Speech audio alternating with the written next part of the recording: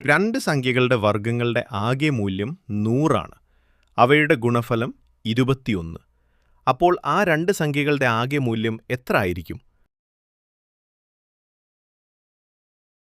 നമുക്ക് സംഖ്യകൾ x, y എന്നെടുക്കാം. നൽകിയിരിക്കുന്നത് x² + y² equals 100x × y equals 21. ഇപ്പോൾ നമുക്കറിയാവുന്ന ഫോർമുല ഉപയോഗിക്കാം. x + y whole square equals x² + y² + 2xy. Variable x + y whole square സമം 142, അതായത് 142. അതിനാൽ x + y സമം √142. അത് ഏകദേശം 11.9. ഓപ്ഷൻസ് നോക്കിയാൽ 11.9ന് ഏറ്റവും അടുത്ത ഉത്തരം 12.